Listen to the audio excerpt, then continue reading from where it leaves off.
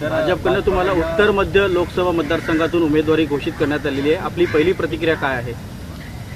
सर्वात प्रथम मी आपल्या देशाचे पंतप्रधान मोदीजी, भाजपचे अध्यक्ष नड्डाजी, महाराष्ट्राचे उपमुख्यमंत्री देवेंद्रजी, त्याचप्रमाणे महाराष्ट्र प्रदेश अध्यक्ष बावनकुळेजी, त्याचप्रमाणे मुंबई प्रदेशचे अध्यक्ष आशिषजी, या सर्वांचा मनपूर्वक आभारी आहे।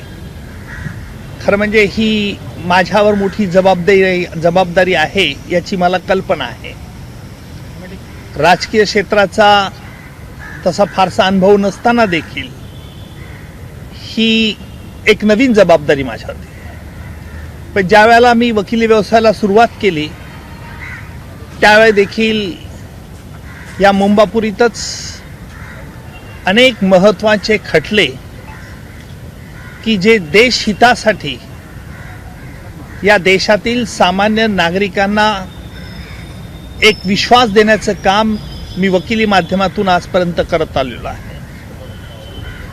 राजकारण हा माझा प्रांत जरी नसला तरी 2014 पासून मी या देशातील जी काही स्थित्यंतर झालं त्या स्थित्यंतराचा बारकाईने अभ्यास केला आणि माझी खात्री होत चालली की भारताची छबी आंतरराष्ट्रीय प्लॅटफॉर्मवरती जर चांगली नेण्याचं काम जर केलं असेल तर भाजपाचे पंतप्रधान मोदीजी यांनी केलेलं आहे।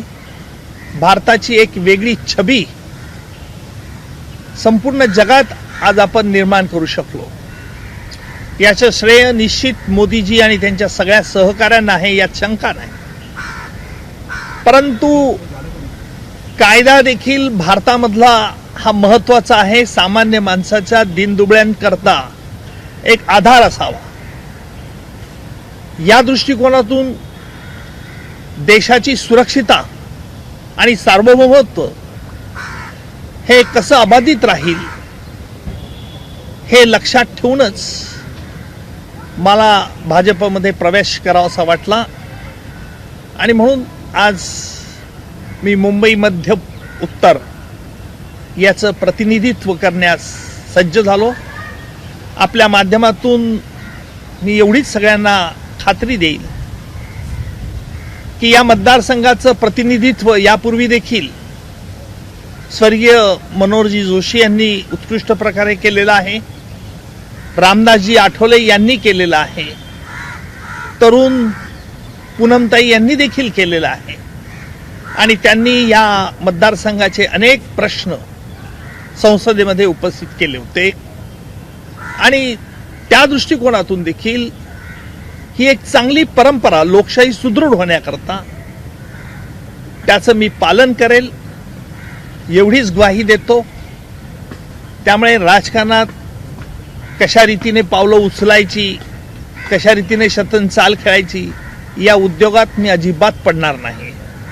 मला ही कल्पना आहे की वर्षाताई या अनुभवी राजकारणी आहेत, माझ्याकडे वागताना बोलताना नेहमीच मी कोर्टात देखील प्रतिस्पर्ध्यांना कधीच कमी लेखलं नाही, परंतु प्रतिस्पर्ध्यांना निश्चितपणे जोखण्याचा मात्र प्रयत्न केलेला आहे आणि हे करत असताना माझ्याकडून कुठली चूक होणार नाही। आज संकष्टी आहे, आज गणपतीचा दिवस आणि म्हणून या गणपतीच्या दिवसात गणपती बाप्पा माझी बुद्धी या दृष्टिकोनातून चांगली आणि अबाधित ठेवो अशी मी परमेश्वराजवळ प्रार्थना करतो आणि पुन्हा एकदा सगळ्यांचा आभार मानतो। तुम्ही प्रसार माध्यमांनी यापूर्वी देखील मला अतिशय चांगल्या रीतीने सहकार्य केलेलं आहे। एक सकारात्मक गोष्ट राजकारणातून देखील करता येते, राजकारणातून समाजहित आणि देशहित देखील जोपासता येतं, हे येणाऱ्या भविष्यकाळात मी जनतेला दाखवून देईल एवढा आत्मविश्वास आज व्यक्त करतो। जय हिंद, जय भारत। दहशतवाद्यांना फासावरती चढवणारा योद्धा असा उल्लेख भाजपाने तुमचा केला. हाच प्रचाराचा प्रमुख मुद्दा आणि तुमचा प्रमुख चेहरा असणार आहे का या लोकसभा निवडणुकीत? असं आहे की मी आजच याची ही बातमी मला मिळाली आहे. माझ्यापेक्षा या क्षेत्रातले अनुभवी आशिषजी शेलार आहेत, देवेंद्रजी आहेत. प्रचाराचा काय मुद्दा असावा, प्रचार कोणत्या मुद्द्यावरती न्यावा, हे अनुभवी त्या व्यक्ती आहेत. त्यांनी ते ठरवायचं आहे. मी मात्र पक्षाधिकाऱ्यांनी जी कामगिरी सोपवतील आणि माझ्या सतसत विवेक बुद्धीला अनुसरून मी ती कामं संसदेत उपस्थित करेल आणि त्या गोष्टी तळीला नेण्याचा प्रयत्न करेल. म्हणजे एक महत्त्वाचा प्रश्न, तुम्ही ज्या मतदारसंघाचं प्रतिनिधित्व करणार आहे तिकडे गेले 2 टर्म पूनम प्रमोद महाजन ह्या खासदार होत्या. कुठेतरी त्यांनाही इच्छुक होत्या त्या की उमेदवारी मिळावी, त्यांना मिळाली नाही. तुम्ही त्यांची भेट घेणार आहात का? त्या नाराज असल्याचं होतं तिकीट न मिळाल्यामुळे. तुम्ही त्यांची भेट घेऊन समजूत काढणार आहात का, नाराजी दूर करणार आहात? पूनमताई या काही मला नवीन नाहीत. कैलासवासी स्वर्गीय प्रमोदजी महाजन यांचा खटला चालवत असताना पूनमजी ह्या नेहमी मला भेटत असत. एक चोखंदळ अभ्यासू असं त्यांचं व्यक्तिमत्व आहे. साहजिक आहे, ज्यांनी या मतदारसंघाचं 10 वर्ष प्रतिनिधित्व केलं त्यांनी ते पुन्हा मिळण्याची अपेक्षा करावी, यात गैर काही नाही आहे.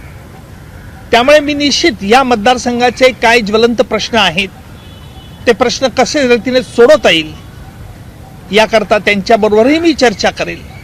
आणि माझा मूलतः स्वभाव हा हनुमान जयंतीचा माझा जन्म असल्याने मी कधीही कुणाला कमी लेखत नाही. परंतु एक गोष्ट मात्र निश्चित की सत्याकरता आणि न्यायाकरता झगडणं हे माझ्या रक्तात आहे. त्यामुळे आजपर्यंत संपूर्ण 40-45 वर्षाच्या वकिली व्यवसायामध्ये मी कोणत्याही आरोपीचं प्रतिनिधित्व केलं नाही. परंतु जे खोट्या गुन्ह्याकरता आरोपी पकडले असतील त्यांना देखील सोडावं अशी धाडसी भूमिका देखील मी न्यायालयात घेतलेली आहे. एक महत्त्वाचा प्रश्न आहे. तुम्ही भाजपचे उमेदवार आहेत, ज्येष्ठ वकील आहेत, कायदे तज्ज्ञ आहात. एक विरोधक जो मुख्य आरोप करत आहेत महाविकास आघाडीकडनं म्हणा की इंडिया आघाडी की देश का संविधान बदलेंगे, देशाचं संविधान बदलणार. तुम्ही स्वतः कायदे तज्ज्ञ, तुम्ही काय उत्तर देता? असं हे राजकारणामध्ये आरोप केल्यानंतर त्याला कशा रीतीने उत्तर द्यायचं हे राजकारणातील जे आमचे धुरंधर नेते आहेत त्यांच्याशी मी चर्चा करेल आणि त्यातून कायदेशीर सामाजिक अशांतता होणार नाही अशा प्रकारे तो स्टँड मी घेईल याची ग्वाही देतो. आणि गेल्या अनेक वर्षापासून तुम्ही मला देखील बघता आहात, मी देखील तुम्हाला बघतो. राजकारणात स्पष्ट वक्तेपणा चालत नाही याची मला कल्पना आहे. परंतु माझा हा निर्भीड आणि निष्पृह स्वभाव मी कायम जोपासणार आहे हे देखील तुम्हाला थोड्याच अवधीत कळून येईल. सब बीजेपी ने आपको उम्मीदवार बनाया है क्या सर? क्या कहेंगे मुंबई नॉर्थ सेंट्रल हिंदी मराठी नहीं आता, हिंदी मुंबई नॉर्थ सेंट्रल आपको काँग्रेसकडून एक निवेदन दिसतंय की या काळामध्ये मुंबई नॉर्थ कॉन्स्टिट्यूंसी से आपको जो टिकट मिला है, एक बार हिंदी में सारी चीजें बता दीजिए, किस तरीके से आप देखते हैं, कितने खुश हैं आप? देखिए, कई सालों तक आपने मुझे हमेशा मुलजिमों के खिलाफ लड़ते हुआ कोर्ट में देखा है. लेकिन एक ऐसी जिम्मेदारी आज भाजपा ने मेरे पे कंधे पे डाली है जिसके लिए मैं हमारे देश के प्रधानमंत्री मोदी जी, भाजपा के राष्ट्रीय अध्यक्ष नड्डा जी, महाराष्ट्र के भाजपा के अध्यक्ष जी बावनकुळे जी, हमारे महाराष्ट्र के फॉर्मर सीएम और present deputy chief minister Devendra ji, Mumbai BJP के अध्यक्ष आशीष जी, इनका बहुत शुक्रगुजार. मुझे ये पता है कि राजनीति ये मेरे लिए नई है, लेकिन आपके माध्यम से सभी को बताना चाहता हूं कि मेरी कोशिश हमेशा ये रहेगी कि हमारा देश का संविधान, देश का कानून और देश की सुरक्षिता, ये मेरे प्रायोरिटीज रहेंगे।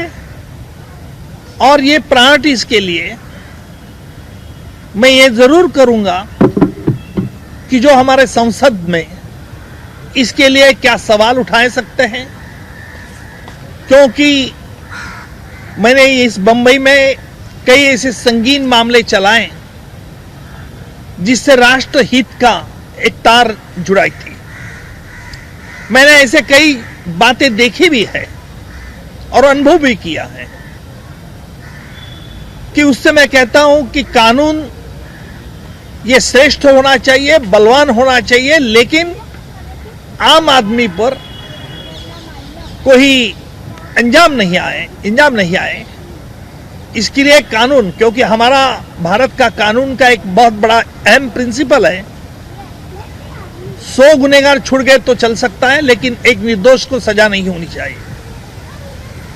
आज तक मैं हमेशा मुलजिमों के खिलाफ लड़ता रहा, चाहे वो डेकॉइट हो, चाहे वो गैंगरेप हो, चाहे लड़की पे रेप हो, चाहे राष्ट्र की सुरक्षा टेरर एक्ट हो, सोशल ऑर्गेनाइज क्राइम हो। और हमेशा मैंने ये जानने की कोशिश की है कि देश की छवि आज जो हमारे प्रधानमंत्री मोदी जी ने एक उचित तरह से बढ़ाई है, जिसके आधार पर आज पूरे विश्व में इंडिया का नाम सभी बहुत रिस्पेक्ट का आदर से लिया जाता है, और इसको पूरा क्रेडिट मैं हमारे प्रधानमंत्री जी मोदी जी और उनके पूरे सहकारी को देता हूं। लेकिन जहां से मैं अभी मुझे चुनाव लड़ने के लिए कहा गया है, ये मुंबई की एक बड़ी अहम कॉन्स्टिट्यूंसी है, मैं मानता हूं। इस कॉन्स्टिट्यूंसी को पहले भी कैलाशवासी मनोहर जी जोशी ने रिप्रेजेंट किया है, रामदास जी आठवले ने किया है, और तरुण युवा पूनम जी ने भी किया है। इन शख्सों ने सिर्फ भाजपा और शिवसेना का नहीं, लेकिन हमेशा देश के हित के बारे में पार्लियामेंट में सवाल खड़े किए हैं, और आम आदमी को किस तरह से शांति मिल सकती इसके बारे में भी उन्होंने सोचा है। मैं आपके माध्यम से यही सबको आश्वासित करता हूं कि मेरी यही कोशिश रहेगी, और इस कोशिश के माध्यम से मैं हमारे देश में जो भी नए कानून आएंगे, जिस कानून से देश की सुरक्षिता और आम आदमी का चलन कैसे सुधारा जा सकता है। हमारा देश का यह वैशिष्ट्य है कि हमारे देश में अलग अलग जात धर्मों के लोग एक होमोजिनियसली रहते हैं, और इसी इंडिया में डेमोक्रेसी आज पूरे विश्व में हमारे देश की डेमोक्रेसी एक अच्छी तरह से, जिसकी सराहना पूरे पाश्चिमात्य देशों ने की है। बस इतना ही आज कहूंगा।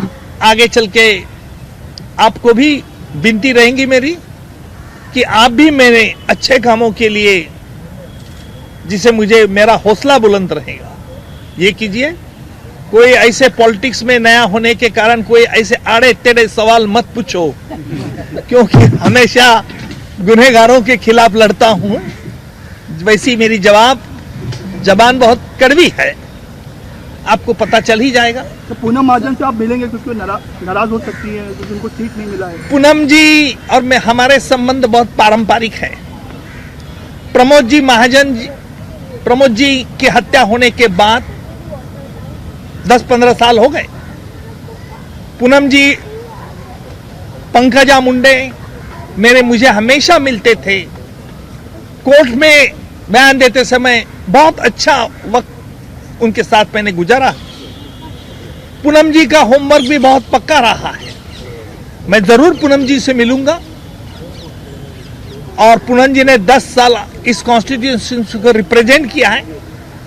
इसका मतलब साफ है कि पूनम जी को इस कॉन्स्टिट्यूएंसी के बारे में पूरी जानकारी है।